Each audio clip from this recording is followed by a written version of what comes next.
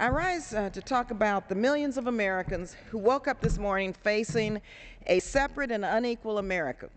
A separate and unequal America marked not by the American dream and limitless opportunities, but an America of the unemployed and poverty-stricken, an America marked by struggle and fear of the future, the struggle just to find a job, the struggle to keep their home, the struggle to put enough food on the table. Americans all across the country are struggling and believe that their government is not looking out for their best interest and instead is working just for rich bankers and massive corporations.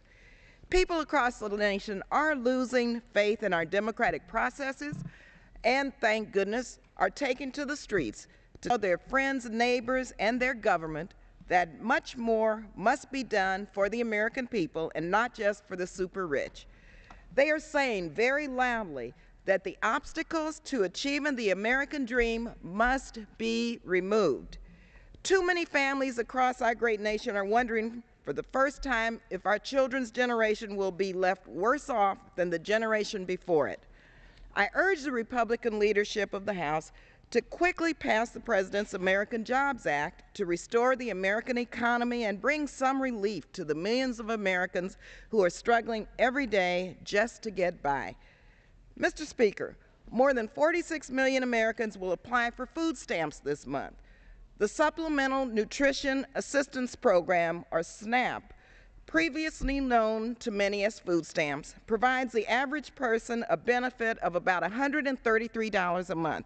That's $4.50 a day, $1.50 a meal. There is a member of the Senate, however, who seems to believe that there might be millions of Americans who are getting rich by applying for food stamps.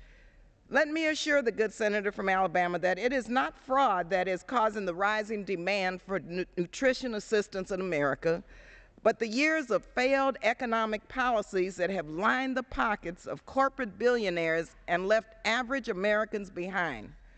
A program with one of the lowest fraud rates of any program in our entire government is not out of control. But let me state as clearly as I can, having to apply for food stamps to put enough food on the table to keep your children from going hungry is not like winning the lottery. 1 in 7 Americans do receive food stamps, but millions more are eligible but don't apply. And I'm certain that each and every family would be willing to trade in their book of food stamps for a decent job with livable wages and benefits. Mr. Speaker, I'm taking part in the 4th annual Food Stamp Challenge along with several other members on this side of the aisle. Congressman Tim Ryan of Ohio, Congressman Joe Courtney of Connecticut, Chairman Congressman Emanuel Cleaver of Missouri, and Congresswoman Marcia Fudge of Ohio, Congresswoman Debbie Wasserman Schultz of Florida, Congresswoman Jan Schakowsky of Illinois, Congresswoman Gwen Moore of Wisconsin. And I invite every member of Congress to join us in living for a few days or a week on what a family on food stamps will face every day of the year. I hope that the challenges will open our eyes to the challenges and the struggles of the millions of Americans who face hunger each and every day. Living in poverty and facing food insecurity means missed meals, poor health, and lost productivity.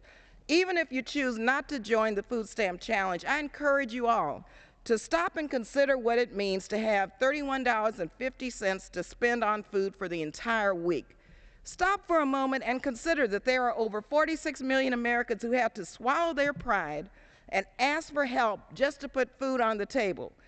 As a former recipient of food stamps myself, as a single young mom, I know how difficult this is. I did it because I had to do it just to get over some very difficult times. 46 million Americans who reached out to their fellow Americans during their time of need, and I thank the American people during my time of need, they were glad to be there to lend a helping hand.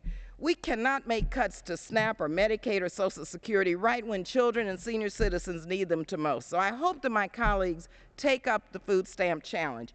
I also encourage each member to join me and the 43 other members of the Congressional Out of Poverty Caucus in ending poverty in America to ensure that no family in our country needs to ever face hunger again. The Out of Poverty Caucus is working to reignite the American dream so that every man, woman, and child are provided the opportunities to achieve the American dream. But right now, these 47 million people living in poverty and on food stamps need us to protect the safety net.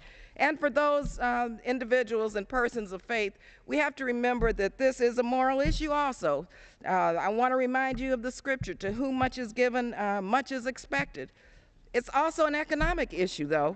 For every $1 spent on food stamps, $1.79 is placed into the economy. Thank you.